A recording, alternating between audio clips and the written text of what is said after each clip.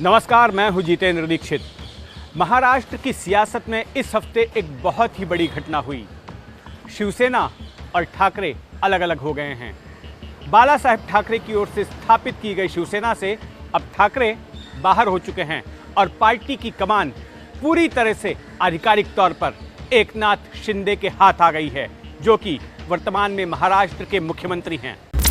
दरअसल पूरी कहानी शुरू हुई पिछले साल जून में, जब एकनाथ शिंदे ने शिवसेना से बगावत कर दी और उनके साथ कई विधायक चले गए। न केवल विधायक एकनाथ शिंदे के साथ हो लिए, बल्कि इसके साथ साथ कई सांसद और पार्टी के पदाधिकारी भी एकनाथ शिंदे के गुट में चले गए। अब शिवसेना दो फाड़ हो चुकी थी, एक तरफ एकनाथ शिंदे का गुट्टा और दूसरी तरफ उद्धव ठाकरे का। और सवाल खड़ा हो गया कि आखिर असली शिवसेना किसकी है। मामला चुनाव आयोग के पास पहुंचा। दोनों ही पक्षों ने अपने आप को असली शिवसेना होने की दलील दी।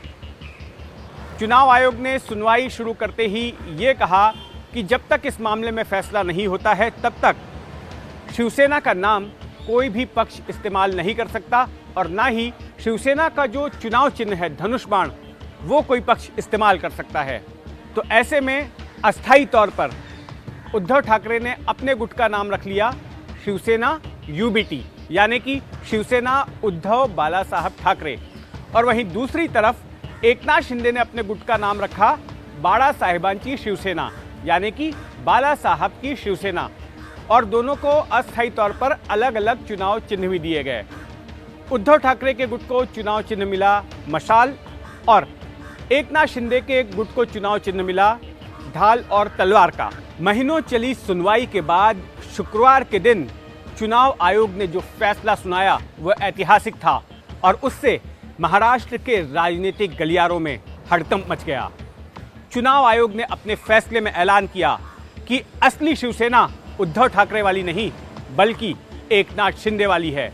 और इसके साथ साथ जो चुनाव चिन्ह धनुष बाण का है वो एकनाथ शिंदे को मिलेगा, उद्धव ठाकरे को नहीं।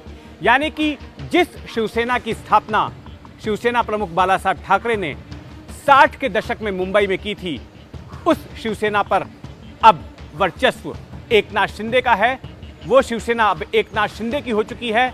उद्धव ठाकरे उससे बाहर हो चुके हैं, यानी कि उद्धव ठाकरे बाला साहब ठाकरे की स्थापित की हुई शिवसेना में अब नहीं हैं।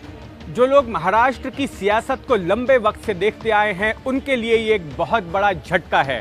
कोई शिवसेना को ठाकरे के बिना सोच ही नहीं सकता था। शिवसेना की स्थापना तो बाला साहब ठाकरे ने की थी, लेकिन साल 2004 में पार्टी की कमान उनके बेटे उद्धव ठाकरे के हाथ आ गई और बाला साहब ठाकरे के बाद तीसरी पीढ़ी आदित्य ठाकरे भी राजनीति से जुड़ गए। और जब 2019 में महाविकास आघाड़ी की सरकार राज्य में बनी तो आदित्य ठाकरे कैबिनेट मंत्री बनाए गए। पहले जून में हुई बगावत के बाद उद्धव ठाकरे के हाथ से सत्ता छिनी, उनका मुख्यमंत्री पद चला गया, महाविकास आघाड़ी की सरकार गिर गई और अब फरवरी में उनके हाथ से पार्टी भी चली गई। चुनाव आयोग ने जो अपना फैसला सुनाया है उसमें कई सारी बातों को आधार बनाया गया। चुनाव आयोग ने फैसला सुनाते वक्त ये देखा कि उद्धव ठाकरे के पास कितने विधायक हैं विधानसभा और विधान परिषद के मिलाकर, और एकनाथ शिंदे के पास कितने विधायक हैं दोनों सदनों को मिलाकर, और साथ में सांसद कितने हैं और इनकी ओर से कितने वोट जो है जुटाए गए, कितना वोट प्रतिशत दोनों ही गुटों का रहा। और ऐसे में एकनाथ शिंदे का पलड़ा भारी निकला और फैसला उनके पक्ष में गया। इसके अलावा कुछ तकनीकी कारण भी चुनाव आयोग ने गिनाए, जिनकी वजह से एकनाथ शिंदे की तरफ उसका फैसला गया। उसमें से एक कारण ये भी था कि 2018 में जब शिवसेना ने अपने संविधान में बदलाव किया था तो उसकी जानकारी चुनाव आयोग को नहीं दी थी। और ऐसे में पार्टी के भीतर जो आंतरिक लोकतंत्र दिखना चाहिए वो सामने नजर नहीं आ रहा था। तो अब सियासी गलियारों में सवाल उठ रहे हैं कि इतने बड़े झटके के बाद अब उद्धव ठाकरे का राज्य की सियासत में आगे भविष्य क्या है। इस सवाल का जवाब मुंबई महानगर पालिका के चुनाव में मिल सकता है, जिनके की जल्द ही होने के आसार हैं। और उन चुनाव से ही ये साफ हो पाएगा कि आखिर मुंबई की जनता किसको शिवसेना मानती है।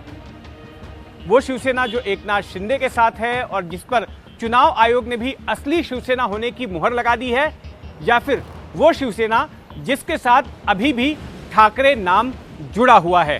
सियासी गलियारों में इस बात की भी फुसफुसाहट हो रही है कि कई सारे पार्षद जो अब तक उद्धव ठाकरे के प्रति वफादार रहे हैं, वो अब चुनाव आयोग के इस फैसले के आने के बाद हो सकता है कि एकनाथ शिंदे के गुट में चले जाएं।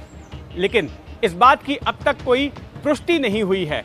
उद्धव ठाकरे ने इस फैसले को अलोकतांत्रिक बताया है और कहा है कि उनकी पार्टी का नाम चुराने वाले और चुनाव चिन्ह चुराने वाले ज़्यादा दिनों तक जश्न नहीं मना सकते। उन्होंने फैसला किया है कि चुनाव आयोग के इस फैसले को सुप्रीम कोर्ट में चुनौती दी जाएगी।